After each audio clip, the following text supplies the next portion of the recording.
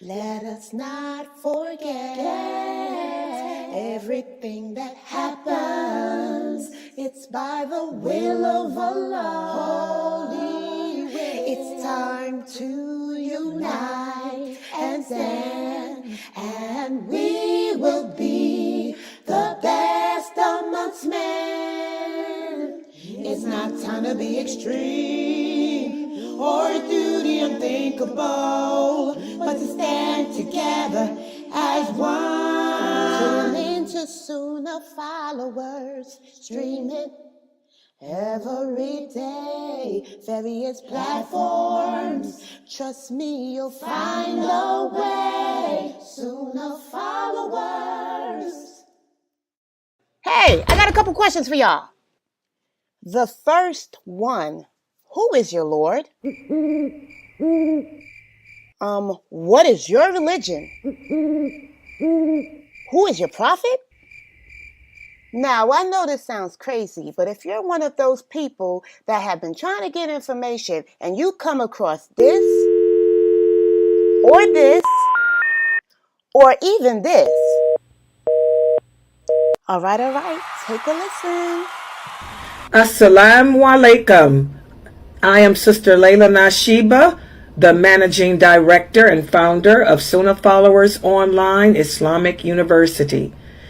As you know, we have classes every day beginning at 6 p.m. Eastern Standard Time. And we cover everything from Aqidah, which is your belief system, to Seerah, which are the stories of the Prophet, sallallahu alaihi wasallam, the story of the companions. Please join us every day beginning at 6 p.m. Eastern Standard Time. And we are broadcasting and streaming live on Facebook, YouTube, LinkedIn, DLive, Trovo, and Twitch. Assalamu alaikum wa rahmatullah.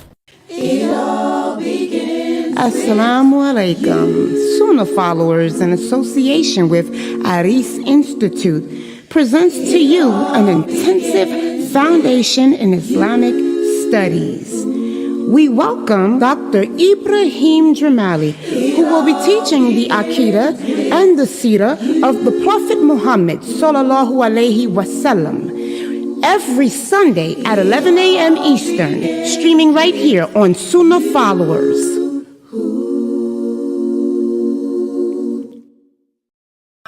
Assalamu alaikum, brothers and sisters. Listen, we are in dire need of donations to keep these shows running and available for you 24/7. So that means when you're in the car, it's available for you to listen to. Whether you're at work, streaming, playing a game, it's available for you to listen to. Rowing your deed and learning about the beautiful, beautiful, beautiful different topics of Islam. Listen, one of the heaviest deeds that could be placed on your scale on the Day of Judgment is Sadaqah Jariyah. Yes, I know, I'm trying to build deeds daily. So you can too. So listen, feel free, and please, from the bottom of your heart, donate to this wonderful cause, wonderful website and platform to continually push out shows that will benefit you and the Muslim Ummah. Yes, you can donate by going to the Sunnahfollowers.net website, pressing the Donate tab. You can also scan the QR code in YouTube on the far left top of our videos that are streaming. Listen, guys, this is very important, and take this as important. We want to keep this programming available for you 24/7 so that you have access in your car, anywhere you choose to tune in to this wonderful programming. Yes, guys, it's all at your disposal. So listen, feel free to donate. Once again, remember, Sadaqah Jariyah, one of the heaviest deeds on your scale on the Day of Judgment.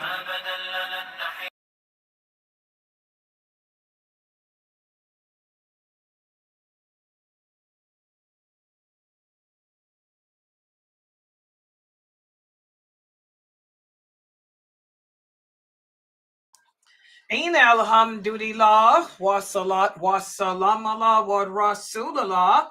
I want to welcome everybody to our new class, which is entitled The Prohibitions of Imitation. This is a very, very important class. Why? Because as Muslims, we have to understand that Islam is not just a religion, but it's also a beautiful way of life that has been defined to us by Allah. And the Prophet Muhammad sallallahu alaihi wasallam was sent by Allah to teach us this religion, to teach us good manners. And by teaching us good manners, good etiquette, in turn, he taught us this religion of Islam. And something that we have to accept as Muslims, which is something which we have deviated away from today in this day and age, is that there are certain things that we do as Muslims that stand between that shahada. As we've spoken about earlier today, the shahada. What is the shahada? It's not just a testimony of faith, but it's also a pledge that we make every day, that we affirm every day, of allegiance. Allegiance to Allah, allegiance to the Prophet Muhammad sallallahu alaihi wasallam, and allegiance to the religion of Islam and its followers. So there are certain actions that we may indulge in as Muslims that impede upon that allegiance. And I hope you guys can kind of understand what I'm saying. You know, certain ways in which we dress may show that our allegiance is not to the Muslims. For example, how many of you Muslim women out there are not wearing hijab? Or you're wearing a hijab, but you're not wearing it the correct way. As Muslims, we have to dress the correct way. If you're not dressing the correct way, then you're showing the rest of the world that your allegiance is not to our way of life. If I'm going to dress like Nicki Minaj, or if I'm going to dress looking like the hip hop culture, a lot of you young brothers may wear your pants underneath your behind, showing your derriere, showing your underwear. A lot of you sisters will dress without covering your bosom up, showing your breasts. Some of you women may show your necks, your ears.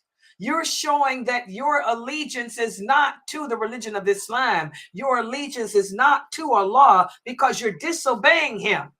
Your allegiance is not towards the Muslim women, it's towards the Kafir women.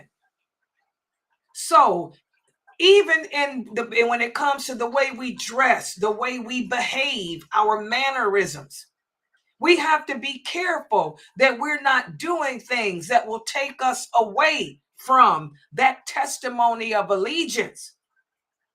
And today what we're doing, this is the book. Let me show a picture of it. This is the book. In fact, let me take this down. I want to upload right quick another picture for the book. I'm glad I did put that up because I just made another picture of the book. This is a book that has been written by Sheikh Muhammad Saeed Atli. Let me put it up on the screen. For those of you who have not yet purchased this book, please go to www.atlionline.com. This is one of Sheikh Atli's best books. Why?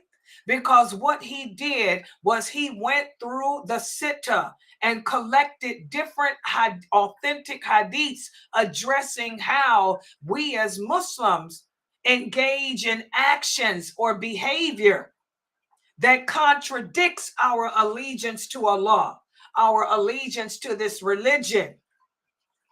There are certain things we do in the way we dress, the way we behave, the way we speak, the way we walk, that may show that we are imitating a people other than the people of our faith. You know, the way we dress, for example, as Muslim women, our hijab, our abaya are the overgarments. Our hijab, which are the coverings that we wear, you know, they show that our allegiance is to something different than what the other women of this world have allegiance to. Our allegiance is to our Lord Allah. He commanded the believing women to make sure that when we are public, that the only thing that can be seen thereof of us is our face and our hands. That's it. Not the neck, not the ears, not my legs, not my bosom. This is why Allah commands the believing women to draw their veils over their bosom. The way you see mine, my hijab is always over my bosom.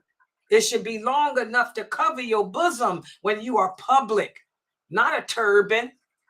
A turban is a dress for men, not women. Women don't wear turbans, just like men do not wear hijabs, okay? There's a difference between a gutra and a hijab, a kimar. There's a difference between a thobe and a shift. We don't imitate the opposite sex in how we dress. And not only does Sheikh Atlee put together in this book, imitating the opposite gender, but also as Muslims, we're not even supposed to imitate the jinn. But there are certain behaviors and such certain actions that we do that fall in the category of imitating the jinn. So this is an excellent book that should be a part of everyone's library. But the thing that I caution you with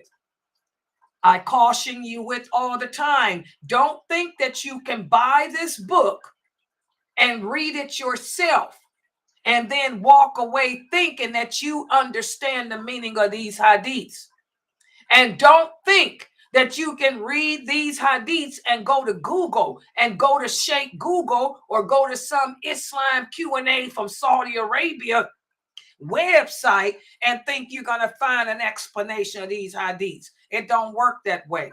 The Prophet Muhammad sallallahu alaihi wasallam was clear. He said to understand this religion, you have to learn directly from the people of knowledge. And most people today are not people of knowledge. They're just people who are good speakers. Okay? So, please, for those of you who have not yet purchased this book, go to atleeonline.com and purchase this book called The Prohibited Imitations. And there's a picture of Sheikh Muhammad Saeed Atlee, so you know who he is. You have a right, and every Muslim should know who they're taking their knowledge of Islam from, okay? And then there's a picture of me, yours truly, who you may hate. I could care less. But I am a person committed to Allah. My allegiance is to Allah and to the Prophet Muhammad sallallahu alaihi wasallam, to the believers on earth and the religion of Islam. So I'm not here to teach you what you want to hear. I'm here to teach what you need to hear and explain it with the understanding that the companions had.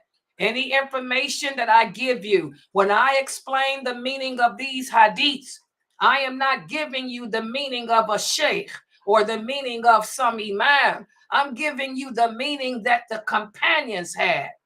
I'm giving you the understanding that they had about these hadiths. That's why I always give examples. I always tell y'all what Aisha said it means, what Ibn Abbas said it means, what Ibn Umar said it means, what Sa'id al-Khudri said it means, what Abu Hurairah said. These are the men and women who narrated the majority of the hadiths. They were the first scholars of the hadith. And they were the original companions of the Prophet sallallahu alaihi wasallam. And being such, no one on this planet Earth or anyone that came after them understands this religion better than they do. Al-Hasan al-Basri did not understand this religion better than Aisha did, because she was one of the original companions and he was not. He was one of the tabi'een. That's why I don't use Al-Hasan al-Basri. That's why I don't use the tabi'in unless I have no choice. I use the first generation of Muslims because Allah says that they are the best of this nation. No one was stronger in faith than they, and no one understands this religion after them better than they. Y'all understand that?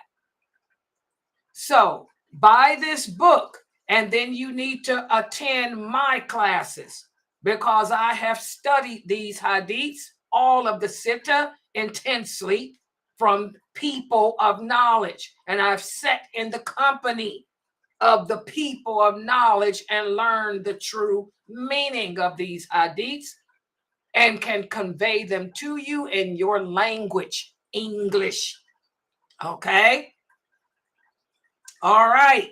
So today we'll be covering pages 21 through 26 of this book. And I want you guys to make sure that you have me on the big screen TV at home so the children can follow along. And again, I want all the children to realize that the weekends are Sunnah follower days. What does that mean? Ramadan is every day. I want all the children to tune in to all the classes here at Sunnah Followers on the weekends. Dr. Ali did his class today. He did the story of Imam Bukhari. A lot of you were not here. Please go to my YouTube channel and play the lecture from this morning so that way you can learn about Imam Bukhari, who he was, how he lived, how he committed himself to this, the gathering the hadiths, and also the pitiful way in which he died. Most of the people of knowledge died alone. Okay? Tomorrow at 11 a.m. Eastern Standard Time will be Dr. Dramali's class. Dr. Ibrahim Dramali, who is one of the resident scholars of this website. He will be doing the Seerah class and the Fiqh class. Make sure all the children are here tomorrow at 11 a.m. Eastern Standard Time for Dr. Ibrahim Dramali's class.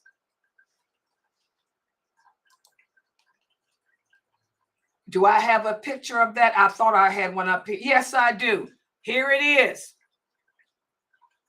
Aqidah and Seerah with Dr. Ibrahim Dramali. That is every Sunday, starting tomorrow at 11 a.m. Eastern Standard Time. Take a screenshot.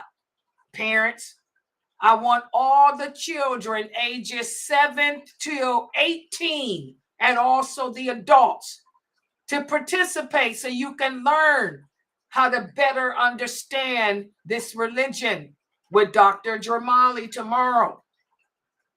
And also tomorrow, we have the Sunnah Follower Kids Day. That's at 2 p.m. Eastern Standard Time, and we'll be doing chapter 2. Chapter 2 of the book Dunya. So make sure that you guys, let me see, do I have a picture of Dunya? Yeah, I do. Hold on, let me upload it too, because, you know, I had to make new pictures since Ramadan ended.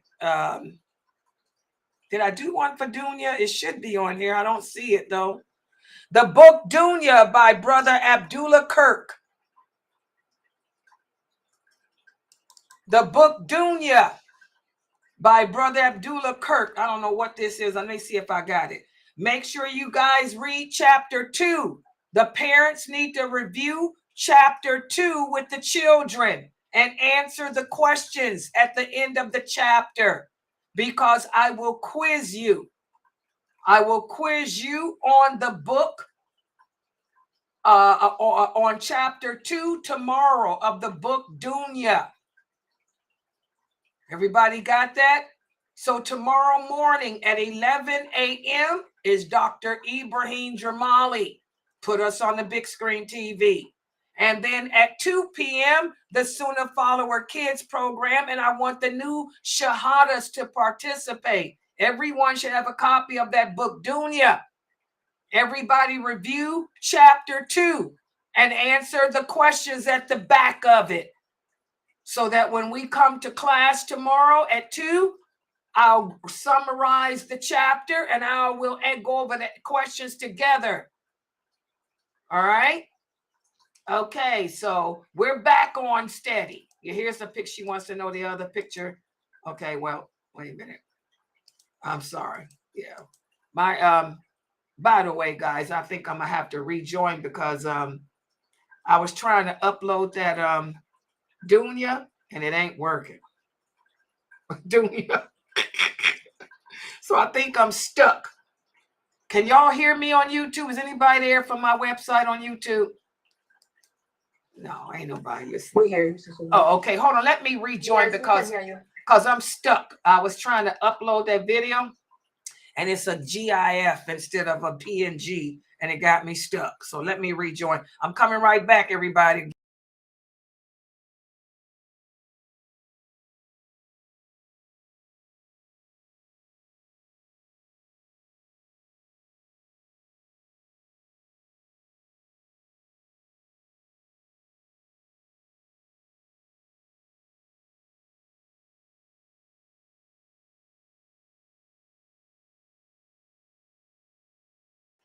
I thought my whole computer. Can y'all hear me on there on YouTube? I thought my whole computer was going to crash.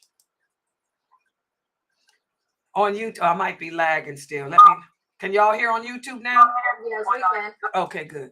Okay, so I apologize, guys. I got stuck there. But anyway, there it is. So make sure you guys realize that tomorrow, let me log in now so y'all can see me. Hold on. Give me a second. I want everybody, remember, be here, all the parents and the children. The parents and children be here tomorrow morning at 11 a.m. for Dr. Ibrahim Jamali's Aqidah and Sira class. And then at 2 p.m., I want all of you to have reviewed the book Dunya, chapter 2. So we can go over it in class tomorrow. But the only thing is I want the children to answer the questions, not the adults. Okay? So we're back at it. Ramadan ended, but that don't mean Islam ends. Children, that don't mean the learning ends. Ramadan's over, cheering, but it's time for y'all to wake up, smell the coffee. Y'all done had y'all party. The party's over. Weekends belong to lailanasheeba. All the cheering got me. I see what y'all doing. Tahira, it's time to get them books going. Sabrina, make sure you read chapter 2 of Dunya so you can lead these people's discussion. You know they're going to get lost. The Fresno crew, where's my Fresno crew picture? My Fresno crew, y'all be ready tomorrow. Zora, Tahira, Precious Baby, and with the cat on the lid. I see the cat. Y'all be here ready tomorrow. And the Mexicano crew, the West Coast Mexicano crew, Little Ali, Lucius, Muscle Man. Y'all be here tomorrow. Kaleem, be here tomorrow. Got my eyes on all of y'all. Hello. Okay.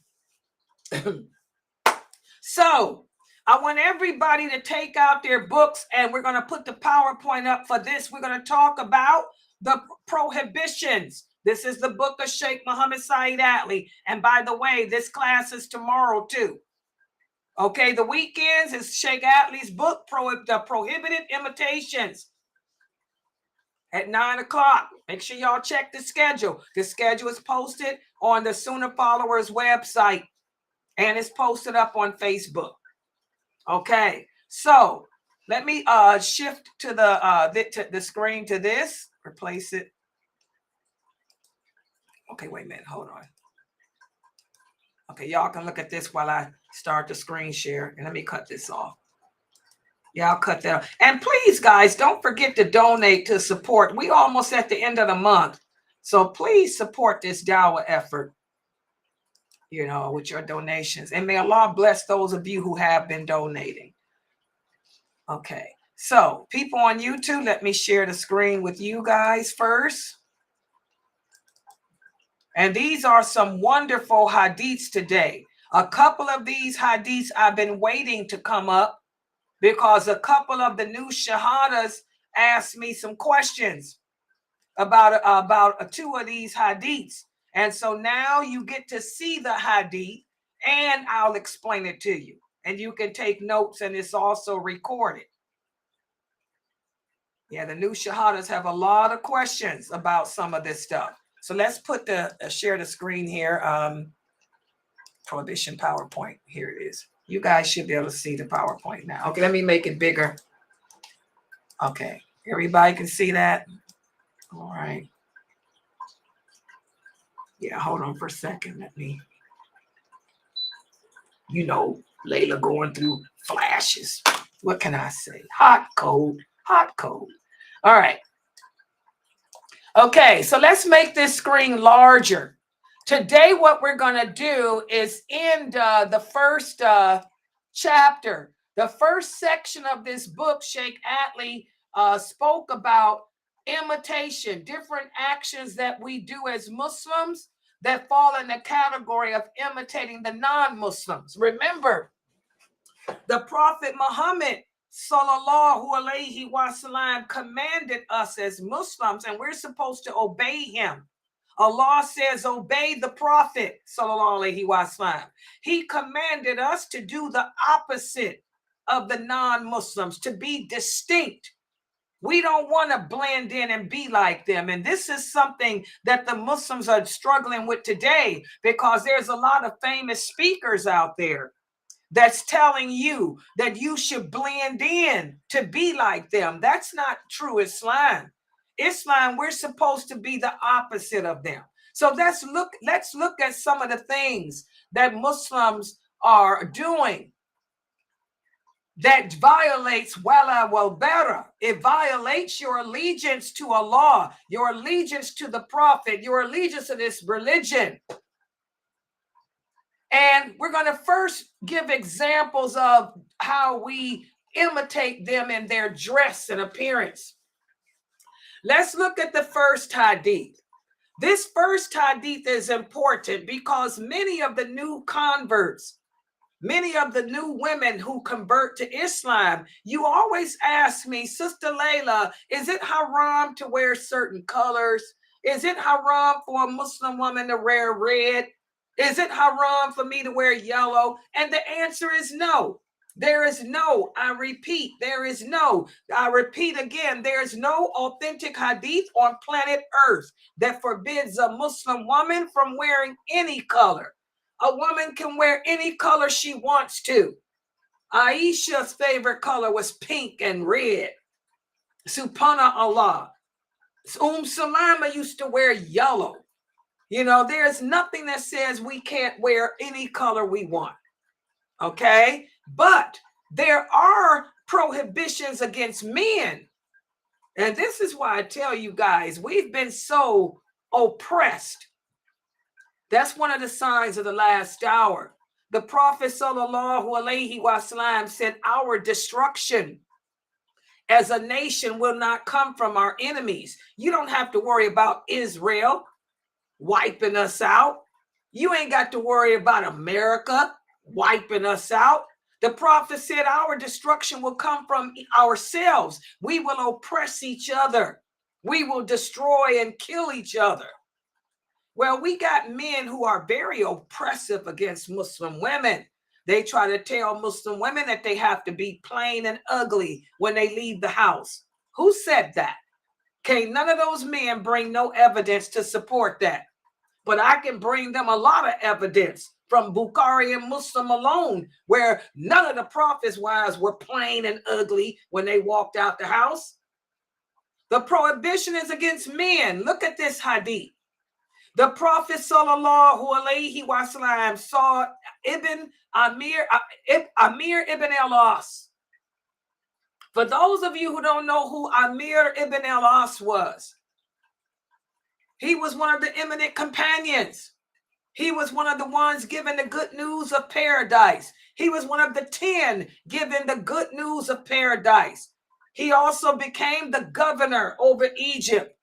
It was through him that Islam really spread through my father's country, Egypt. Okay? Amir ibn al-As, he said the Prophet sallallahu alaihi wasallam saw him wearing 2 pieces of clothing that were dyed the color of saffron. And the Prophet said, those clothes that you have on are worn by the non-believers, so do not wear them. And what non-believers was the Prophet speaking about? The Hindus, the Buddhists. The Buddhists, they wear that bright saffron color. The monks, they wear that bright orangey saffron color. So the Prophet told Amir ibn al-As, don't wear that. You look like a monk. You look like a Buddhist. So don't wear those colors. So Muslim men are forbidden from wearing orangey, yellowish colors, because this is how the men, the monks, the Buddhist monks dress, and also the Hindu. Okay. Also, another hadith that shows how we Muslims, should not imitate others, people. Our allegiance should be to each other. The Prophet sallallahu alaihi wasallam said the Jews and the Christians do not dye their hair. So be the opposite. We can dye ours. And this is a hadith that a lot of Muslims today try to twist it around. A lot of you sisters will come to me and say, Sister Layla, can I dye my hair purple? Can I dye my hair blue? The answer is yes. You can dye your hair any color you want to. You can dye it green. You can dye it yellow. You can dye it purple, blue, magenta, whatever color you want to. Remember, when it comes to the lawful and the unlawful, the Prophet said the unlawful have been clearly defined by Allah. If there's no nas, there's no verse saying it's haram, then that means it's lawful.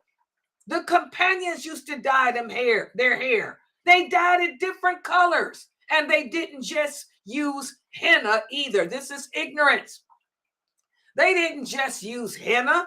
They used to dye their hair using whatever flowers or whatever material was available during the 6th, 7th, and 8th century.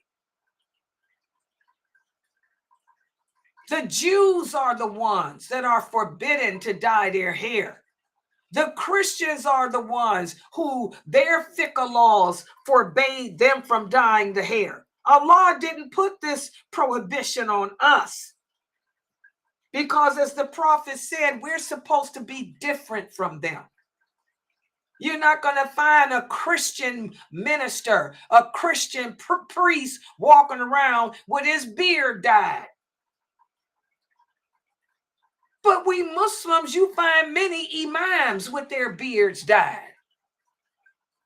So in Islam, we should do the opposite. So stop telling Muslim women that they can't dye their hair purple or blue or green. They can dye it whatever color they want to because Allah said they can. Also, what you brothers need to focus on is this.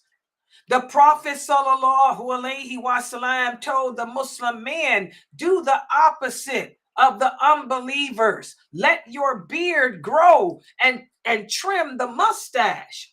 We find Muslim men, a lot of these famous personalities, these brothers that y'all in love with, who's on social media crying about Gaza, these famous speakers putting their foot in their mouths about Gaza, And these men are Arabic men. Look at them. They all look the same. They all got the beautifully trimmed beards. Oh, yeah. How can they call themselves a scholar of Islam? And they're deliberately and publicly showing everybody that they really don't believe in Allah. They're trimming their beards. They're aligning their beards like the Kafir men do. They're shaving their beards, keeping it a certain length, trying to keep it from growing because they want to blend in. These men are not scholars of the religion. A true person of knowledge would never publicly sin. Remember, the prophet said there's a difference between a believer and a mere Muslim. The believer would never deliberately, intentionally disobey Allah, but the mere Muslim may. The same with a scholar. A scholar would never publicly let the world know that he's in disagreement with Allah by trimming his beard, aligning his beard up, making sure his sideburns are even. Like these brothers, look. Yeah, y'all know who I'm talking about. They all over social media. Their beard never gets long, does it? Look at their beard and look at Sheikh Adley. Sheikh Adley's beard almost comes down to his stomach like Ibn Umar's did. Ibn Umar did not trim his beard. He did not align it. He did not try to even it up. Okay? Like these famous celebrity men are doing that y'all love so much. Their good looks. Their good looks will hypnotize you. Their good looks will mislead you. Okay? The Muslim man is not supposed to trim the beard. He's supposed to leave it alone. If you want to trim something, trim your mustache. In another hadith, the prophet said, cut the mustache down, but leave the beard alone. But how many of these brothers follow these hadiths? These brothers are so quick to tell you sisters that you can't wear makeup. There's nothing in Islam that says you can't wear makeup out the house. Like I said, I can give you a bunch of hadiths right from out of Bukhari and Muslim that show that the Prophet's wives wore makeup out the house. Who are you to tell me what I can't do? You can't make something haram for me that Allah made lawful. But I can tell you that you got to stop shaping up that beard. You got to stop trimming that beard. You got to stop that. That beard should be long like Sheikh Adley's by now. It should not be like a little boy's beard. And here you are, 60 years old. You ain't no 60-year-old little boy. You ain't fooling nobody but yourself. You ain't fooling no intelligent woman. And you definitely ain't fooling Allah. You fooling yourself. So as you can see, guys, the prohibitions are about men, are against men, not women. Also, again, you don't see Christian rabbis and monks and priests with red beards, dyed beards. They let their beards get gray. Well, the prophet said, be the opposite of them. Dye your gray hair. He says, do not copy the Jews and Christians. By the way, guys, any stylish beautician will tell you, gray hair makes you look older. Okay, black hair makes you look older too. The Prophet Muhammad sallallahu alaihi wasallam let us know, Allah loves beauty. Why walk around looking all old and haggard? We're not supposed to be old and haggard looking in our appearance publicly or alone. We're supposed to, be pleasing to Allah, and Allah loves beauty. Dye your hair. Don't walk around with gray hair. Ain't nothing attractive about that. Be the opposite. Be the opposite of the Jews and the Christians. Okay? Also, Ibn Abbas, may Allah be pleased with us, tells us that the Prophet sallallahu alaihi wasallam, he liked to do the same as the people of the book in matters about which Allah didn't give us a command otherwise. For example, the Christians and Jews, they used to wear their hair long. Nowadays, guys, how many of you have listened? There's this brother from out of Saudi Arabia. A lot of you guys love this man. You know who I'm talking about. He looks like he's Asian. He's supposed to be some grand mufti sheikh. Well, I'm sorry. I don't agree with most of his answers. Most of his answers don't make no sense. You know, there was a person that called him in and asked, could a man have his hair long? He said long hair is imitating a woman. Where does this man, that's why I tell y'all, just because people come out of Saudi Arabia don't make them no scholars. Just because a person can speak Arabic well don't make them no person of knowledge. A person of knowledge bases their answers on what Allah said and what the Prophet said, not their own opinion or some method. Listen at this. The Christians and Jews used to let their hair hang down long. And the pagans used to part their hair.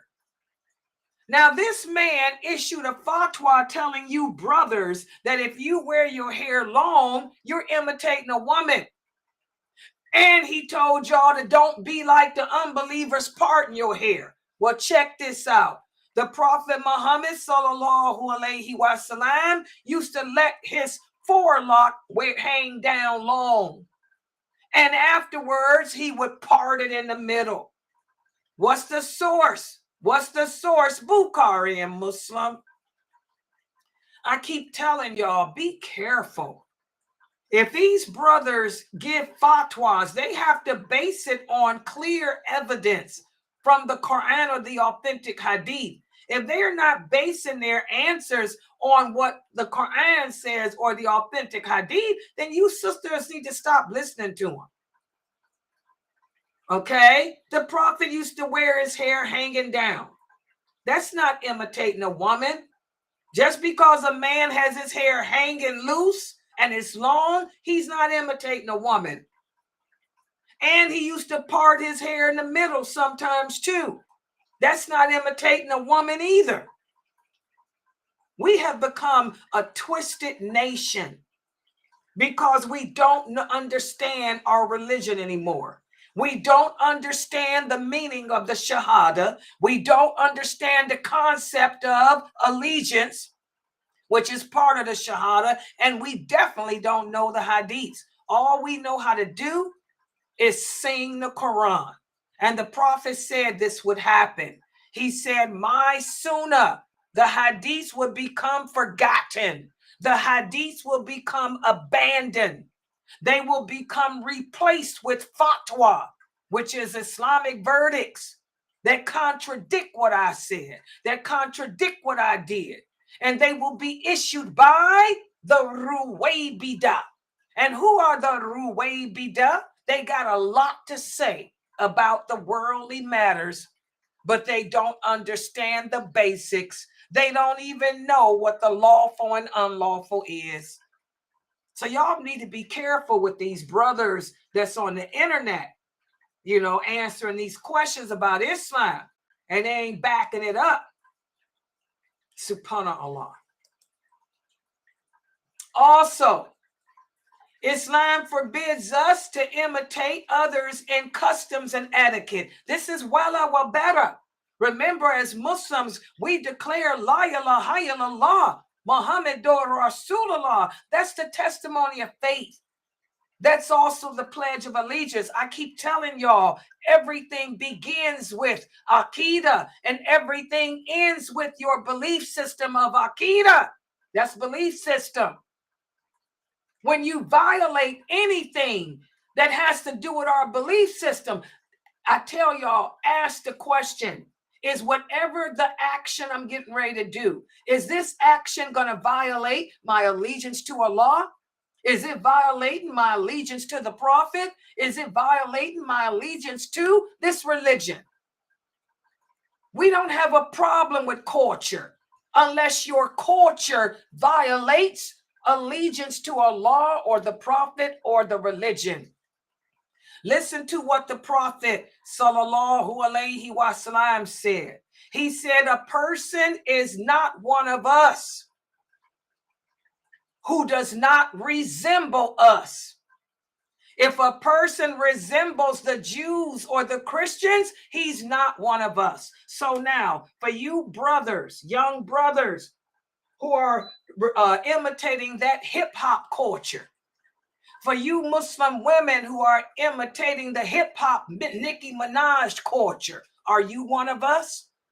Is this hadith talking about you? Are you showing allegiance to the religion of Islam, allegiance to the Muslims, allegiance to Allah and to the Prophet by imitating that culture? For you Bantu, you African brothers and African sisters, you're so caught up in your cultural practices. Your culture teaches you to bow. You're supposed to bow to your elderlies. This contradicts Islam. This violates your allegiance to Allah. Allah says bowing is an act of worship that belongs to Him. So when you bow to your mother, you bow to your grandparents, you bow to the elderly, you're violating allegiance to Allah. Y'all see that? So we don't do that cultural stuff. Okay? For you African Americans, if your culture dictates that you refer to any black person as your brother, you call anybody that's black, that belongs to the black race, your brother, your sister. Does Allah say that the non-Muslims are our brothers? Does Allah say we can refer to them as being our sisters and brothers in faith? So this cultural African-American culture violates our allegiance to Allah, our allegiance to the religion of Islam, our allegiance to the Prophet, so we don't do it. So the Prophet Muhammad sallallahu alaihi wasallam is telling us in this hadith, a person who resembles any people other than the people of Islam is not one of us. Anyone who resembles the Jews or Christians, why do y'all think I take offense when I hear these ignorant, famous Muslim men who used to be priests and Catholics? They convert to Islam and they talk about how, the Virgin Mary dressed like the Muslim women, how we look like nuns. Don't you dare insult me as a Muslim woman by telling me I look like a nun. A nun wished she looked like lailanasheeba. A nun wished she dressed like me. A nun wish she had my dignity, my humility, my beauty. You brothers need to stop comparing us Muslim women to kafirs. Because the Prophet said anyone who resembles a kafir is not one of us. Any Muslim who resembles a Christian. So when you tell Muslim women that we resemble nuns, you have insulted us. You basically called us a kafir. That's why I tell you Muslim people, be careful who y'all learn from. These men who are ex-ministers and ex-priests, many of them are still ministers and they're still priests in the disguise of a Muslim by the statements they make about us. Subhanallah, we live in a twisted world today. Remember, the Prophet said the Muslims, every generation will become further and further and further away from Islam. Most of the Muslims on this planet today will be in the hellfire. Subhanallah, they don't understand Tawheed. They don't know well better. And they're comparing Muslim women, putting us in a category of a kafir, pagan, nun. And as far as the Virgin Mary, they know nothing of her. Nothing of her. Keep her name out of your filthy mouth.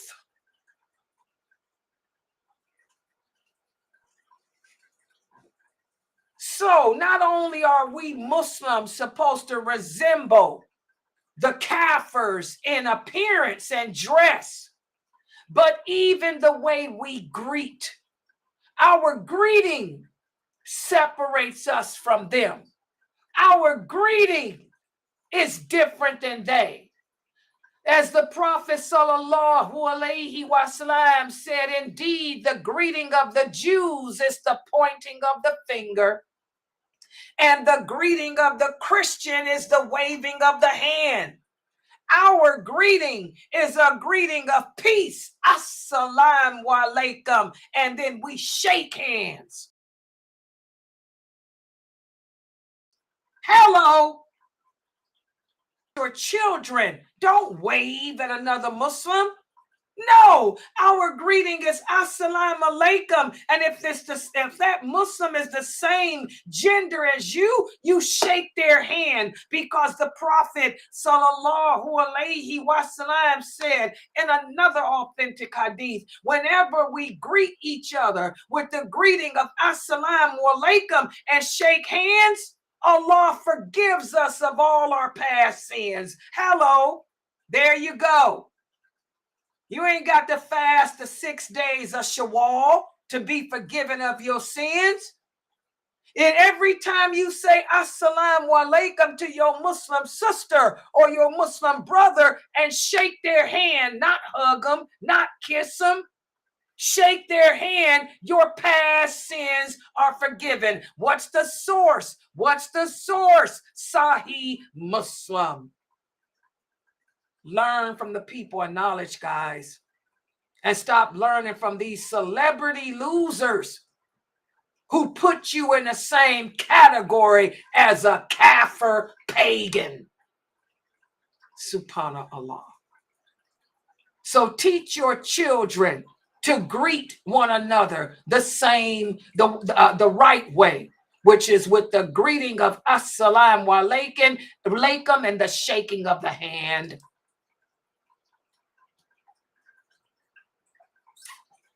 Also, there's another hadith. One of the companions tells us that the Prophet sallallahu alaihi wasallam came upon him while he was sitting. He had his left hand behind his back and he was leaning on the fleshy part of it. How many of us do that? We put our left hand behind our back and lean back. You put your hand behind your back and lean back. Well, guess what? This is haram. This is imitating the kafir. That's how the kafir people sit, guys. That's also how the jinn sit too. That's the another hadith that we're going to come upon again, because also the jinn sit that way. And we're not supposed to imitate the jinn either. Shaitan sits with his hand behind his back, leaning on it. Don't sit that way, guys. Don't put your hand behind your back and lean when you're sitting. You can put your hand to the side or put your hand in your lap, but don't put it behind your back and lean, because that's how Iblis sits. Okay? That's one of the customs and the etiquette of the jinn. That's not the etiquette of us Muslims. Also in another hadith, one of the companions said, Allah is good and Allah likes everything that is good. Allah is clean and he likes what is clean. Allah is generous and he likes generosity. Allah is munificent and he likes munificence.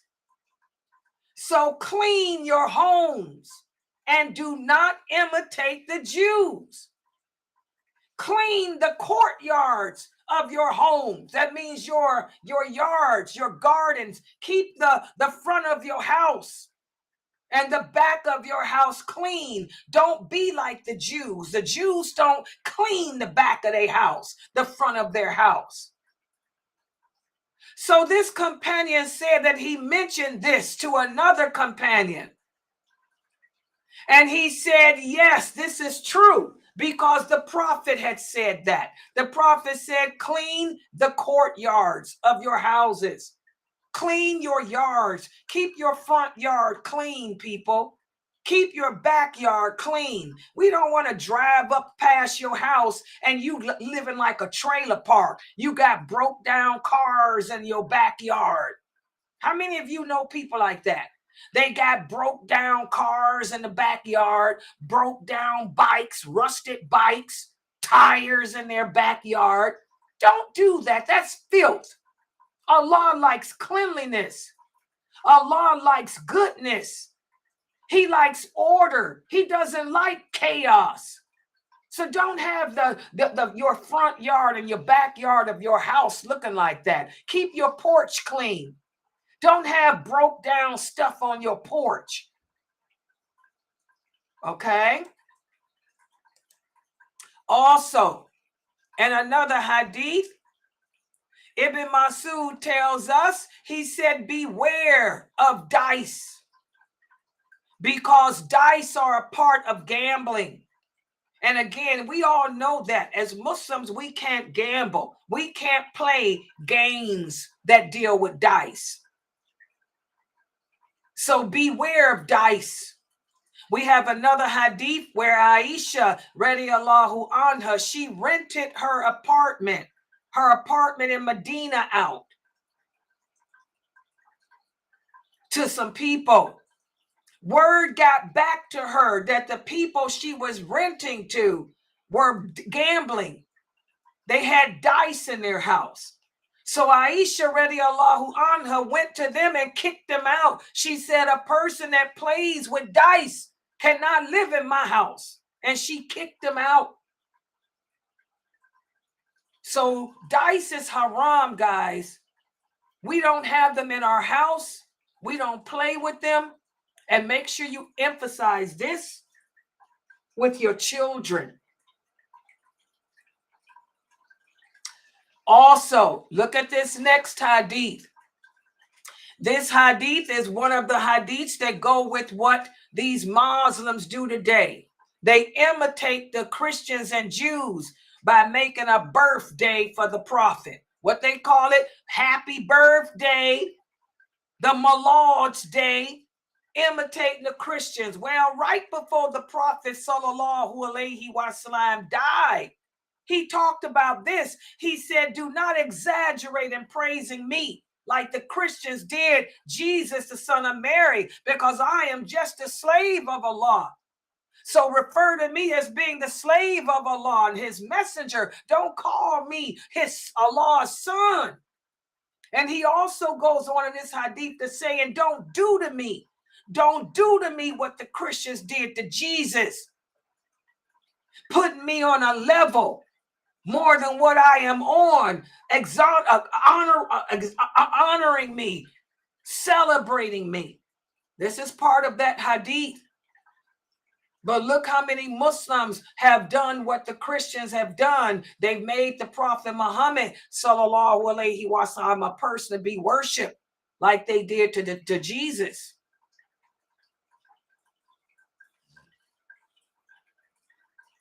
Also, we have another hadith, whereas it speaks about how when the Prophet sallallahu alaihi wasallam was at Kaaba, he happened to walk past a tree that the pagans called Dat Anwat. And this tree is where they hung their weapons on. The companion said, "O Prophet of Allah, make a tree like that for us, so we can have a tree to hang our weapons on like they have." And that's when the Prophet sallallahu alaihi wasallam said, Subhanallah, you people are no different than what the people of Moses did. They told Moses, make for us a golden calf like they have.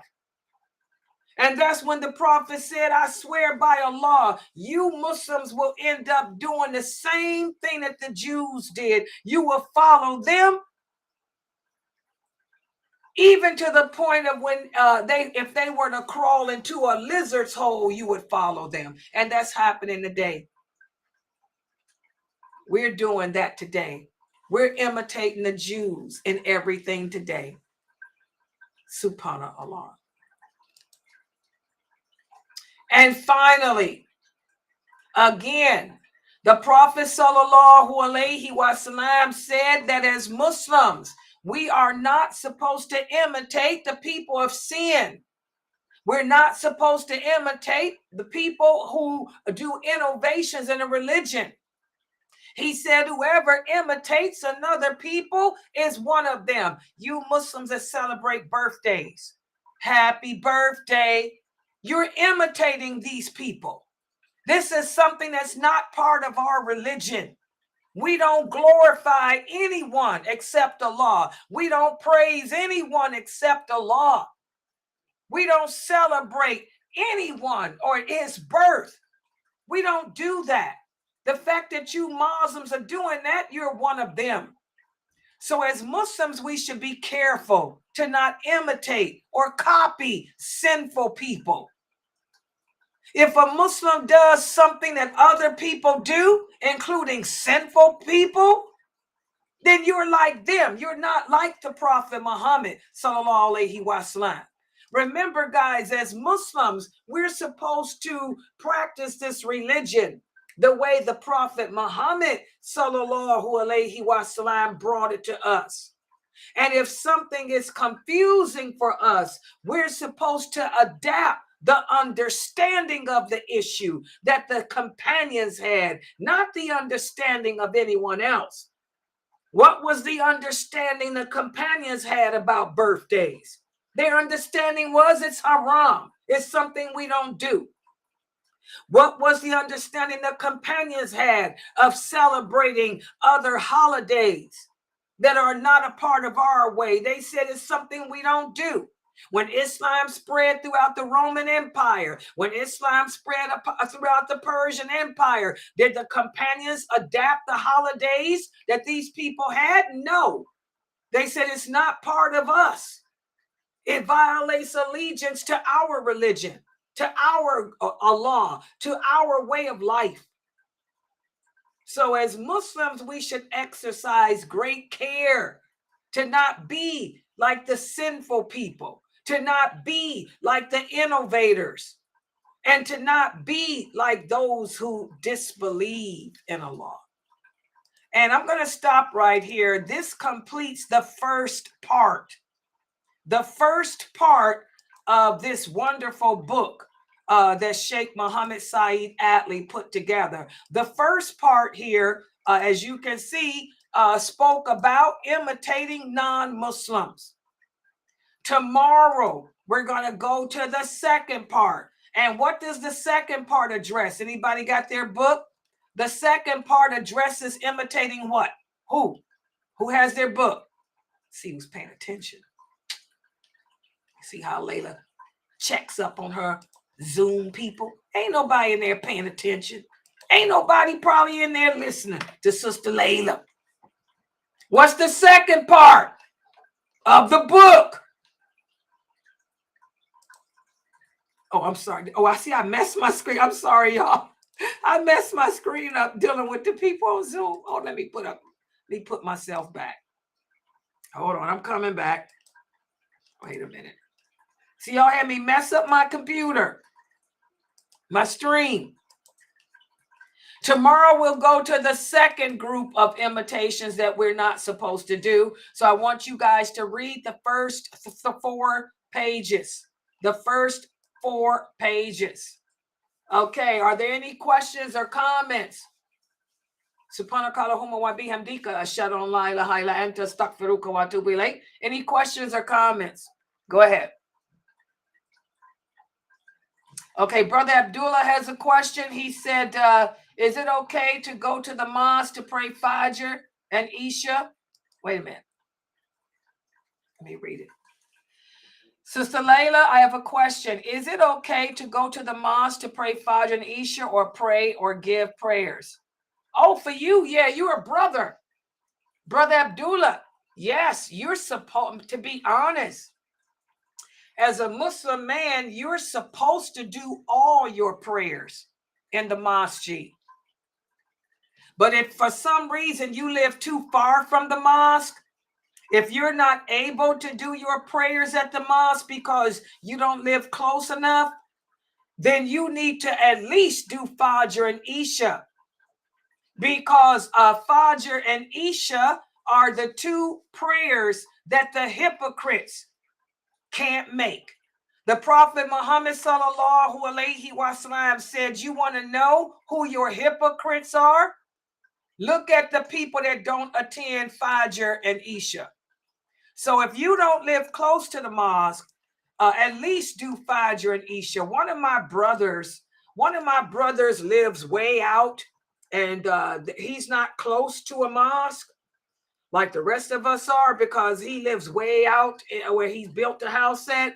So what he does is he's not able to get to the mosque to do all 5 prayers, but he never misses Fajr and he never misses Isha. He'll drive to the mosque to make Fajr every day before going to work, and he'll drive there to make Isha every night, because those are the 2 prayers that the hypocrites cannot do. Yes. Yeah. Any other questions? The sitta means the collection of wait a minute. Hold on. What is this popping up on the screen? Wait a minute. Why is this up? Oh, I'm sorry, guys. Hold on. I'm doing that with the screen again. Those are the 6 collection of books that have authentic stuff in it. The 6 collections. That's all. The 6 categories of collections. Wait a minute. Did I mess it up? Yeah. Okay. Y'all can see me now. Those are the 6 books, the 6 collections of hadith books. Yeah. Any other questions? Yeah, please make sure you guys are here for Dr. Dramali's class at 11 a.m. Please read chapter 2? Chapter 2 of Dunya with your children tonight, so they can be prepared for that class tomorrow at 2 with me. And also tomorrow we have Brother Mukhtar's class. You have my class at 6 p.m. and Mukhtar will be continuing the story of the Prophet Muhammad sallallahu alaihi wasallam. He'll be continuing his class at 7. And then tomorrow night, you have this class again. The prohibitions, yes. I'll post it up tonight because I have to work on PowerPoint. So what I'll do, guys, is post it up tonight. In fact, in a few minutes. I'll post it up in a few minutes, the pages for tomorrow's classes, okay? Yeah, any other questions or comments? Yeah, I got to put some shorts out for Dr. Dramali. I got to do Mukhtar's thing. Yeah, I'll be up for a minute. I won't be going to bed at 11 o'clock tonight. I'm going to be up probably to 2, 3. So I have a comment. Yes, go ahead. Okay. This is my Shay, not Shamika. I'm on her phone. So, we listened to the class today. We listened to it on, YouTube with the kids and stuff. Sister Sahar that you met at what did you say you met at the Riyadh? She's here. And she said she's been listening to you a lot more. And this Ramadan, she's really been into classes and stuff all. Sister Sahar? Yeah, Sister Sahar, you met her with Carmetta. Oh yeah, subhanallah, mashallah. Okay, well, mashallah. Yep, with the name. Oh, mashallah, I'm so happy. Assalamu alaikum, sister. May Allah bless you. Yeah, I remember you. Oh my gosh. Well, may Allah bless you, and I hope you continue to come to the classes and learn, inshallah. Oh my God, that's good. Alhamdulillah. Where you guys at? Y'all at the mosque? No, we're at my house over here in Fairlawn, right by you.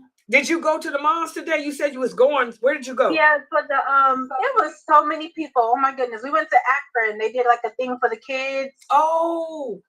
A lot of people were there. Oh my God. They had a good time? Yeah. Oh yeah, they had a blast. Was it a carnival or something? They did like a bounce house for the kids, but they barbecued and had sweets and candy bags and just and it was nice. Oh, mashallah. Oh, yeah. Okay. Mina put on here section 2 is okay. Yes. Imitation of Shaitan. Okay. Page 28. Y'all got that? That's for tomorrow. Tomorrow. In fact, hold on. Let me look. Let me show y'all what I got. I'm going to tell y'all what pages now since the sister's here. Because I forgot we got some people in a different country. Hold on. Uh-oh, I know my screen is freezing up. When I take down that Zoom, it's going to freeze up. Let me find my book. Give me a second. Deal with the screen. Just freeze up for a minute, guys. She said pages 28. I'm going to tell y'all now, since y'all in a different country, read pages, let me go to this. Oh, yeah, this is Imitating of Shaitan. Start on page 28.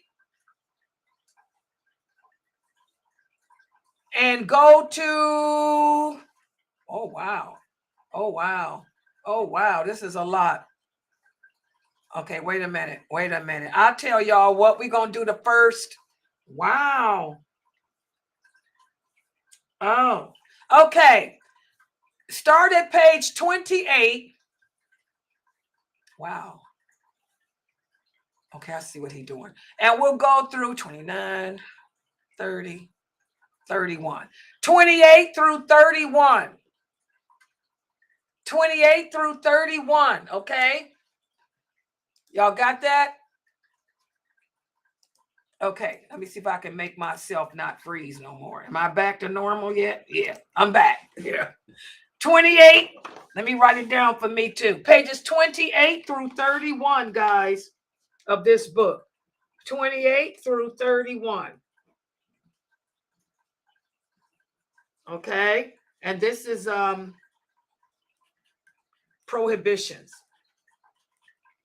Okay? Yeah, let me put this on here so I can see it. So they had a good time with the kids. I wish I'd have known. I mean, I would have had my daughter take my grandsons. Yeah. She probably wouldn't have went, though. Like Akron. She would have said, I ain't driving in no Akron. Yeah. Well, alhamdulillah. Yeah, so section 2 is the prohibitions. That means prohibition. The prohibition of Shaitan. So pages 28 through 31. Inshallah. Okay, Sister Layla wants to know, can I wear flip-flops outside? Okay, I'm so glad she asked this question because summertime is here almost. It's forbidden. I repeat, it is forbidden. I repeat, it is forbidden for women to show the top of their feet. You can wear flip-flops as long as they are closed-toed. They cannot be open-toed. The top of a woman's foot is part of her aura, and that's based on the hadith of Salama. Salama said, "O Prophet of Allah, what about the woman's and her foot?" The Prophet sallallahu alaihi wasallam said the top of a woman's foot is part of her nakedness. So you sisters cannot wear open-toe shoes or open-toe sandals. They have to be closed-toed. And they do have flip-flops that are closed-toed. I got about 3 or 4 pairs. That's all I wear. I wear them in the wintertime too. I wear flip-flops that the top of the feet are closed. So you got it, Sister Layla? It has to be closed-toe shoes. Yeah, they can't. The top of your feet is the same as showing the hair on your head. A lot of Muslim women don't understand showing the top of your feet is the same as going out the house without a hijab on. It's part of your nakedness. Yeah, we have to cover the top of the foot. Yep. You got to throw them away or give them away. The sister here said, well, I got a bunch of open toe shoes. Get rid of them. You can give them away, but you cannot wear them. Yeah. Yeah, we can't wear. Men can wear them, but not women. A man's feet, the top of a man's foot is okay, Brother Abdullah. But for us women, we women cannot show the top of our feet. Men, you guys can, but not us. Shows how Allah knows his creation. Women don't care about a man's foot. A man's foot don't turn us on. We women have better control sexually than men do. Yeah, we don't get turned on by no feet like men do. Men, they're weak. We're stronger than men sexually. Yeah. Yeah, the women, yeah, that's haram. They're not supposed to do that. A lot of Muslim women don't care. You know, we're living in the days of fitting where people just don't care to practice the religion correctly. We disobey Allah. Yeah. Yeah, any other questions? You can wear closed-toe sandals. I wear sandals, but they're closed-toe. There's a lot of, go to Google it, Sister Layla.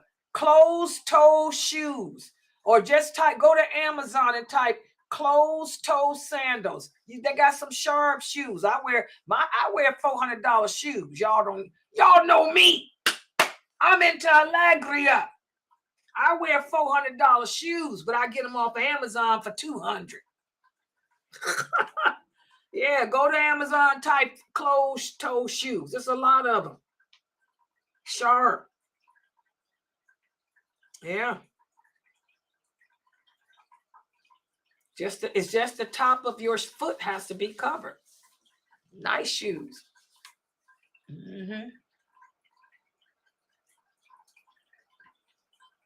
Yeah. Any other questions?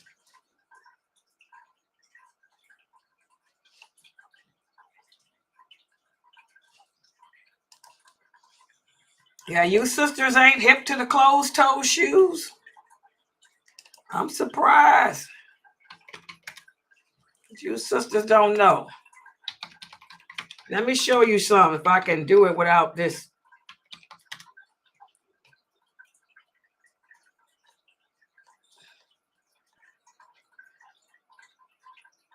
There's a lot of closed-toe shoes. Go on Amazon. You see them?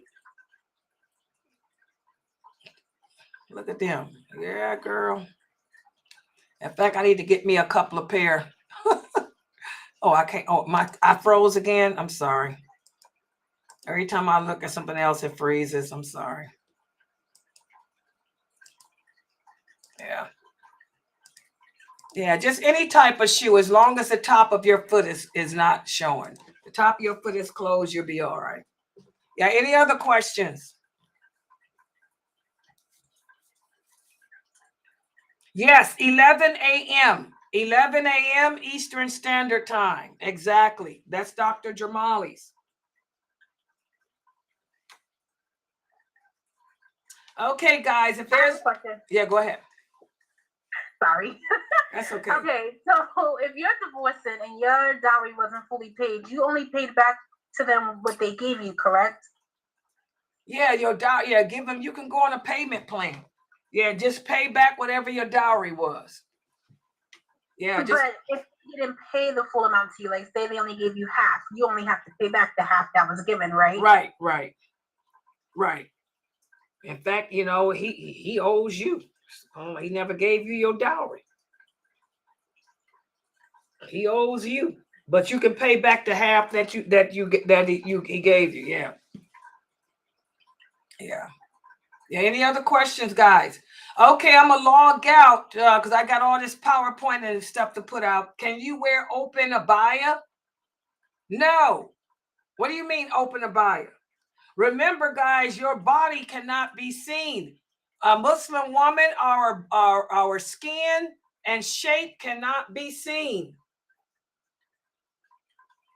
Wide leg pants are lawful. Yes, you can wear wide leg pants. Yes. But you have to make sure that can't nobody see the shape of your body nor the skin. Miss Lila, with the open abaya, she means like just an open abaya. You know how some abayas they have they're open, meaning you can wear an underdress with it. I don't know what that looks like. Show me a picture. The kimono, they call it kimono. I don't know. Right, like a kimono, like a robe, basically. You know how a robe is open. Well, I don't. Y'all know what it is. Is it lawful? Y'all know what's lawful. I don't know what. Yeah, it's lawful if you have a dress that's baggy underneath. She said leg pants, wide leg pants. No, I was talking about the open abaya because I have open abaya. No, she said her question is, can we wear open abaya with wide leg jeans? Yeah. Okay, that's your answer because I don't even know what that is. I don't wear nothing open. I don't know what they talk about. Okay. It just basically means like a shirt without buttons on it. That's just what it is. Oh, yeah. Okay. Long as you're covered, long as it doesn't show your shape and your skin, you're good to go. Yeah. Yeah. Any other questions?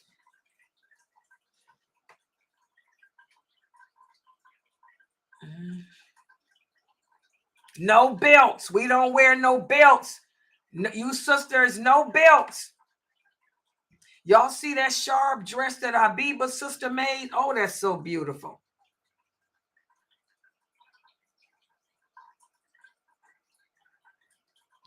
As long as the top of the foot is covered, you can wear any type of shoe. You can wear any type of shoe as long as the top of the foot is covered. Y'all got that? They got so many different types of shoes. Long as the top of the foot is covered, it's lawful. Yeah, that dress that Habiba's sister made is sharp, man. That girl can sew. But it only goes up to a 2X. Why come she don't make it bigger? She needs to make. She does. She makes up to any size. But look at her. Her thing is just said 2X. No, you have to contact her, like send her a message, and she makes it personalized and everything, whatever color you want to. And Habiba can sew like that too, right? I told Habiba she need to get back to sewing if she can do that. Her sister got it going on. I'm going to be contacting her sister. That's some sharp stuff. That's the stuff I like. It's like this. It's like it's got the, you know, I'm a bat wing. Anything with the bat wings, you got me.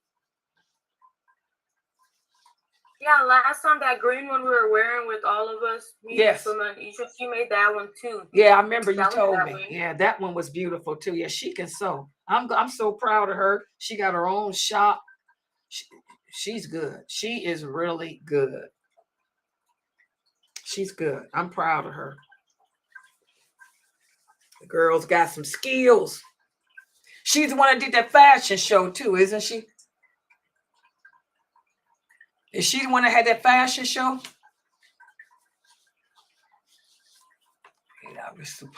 What fashion show? Remember y'all had somebody had a fashion show last year? And they had models and y'all took pictures? I think it was her. Us? Yeah, y'all said it was somebody's sister. I think it was her. She had a fashion show and she took pictures and y'all shared it with us here. It was Habiba's sister, I think. Somebody was modeling her clothes or something. And somebody went to support her. Yeah, that was her. Okay, guys, I'm going to close out. Make sure you guys are here at 11 a.m. tomorrow. Subhanakallahumma wa bihamdika ashhadu an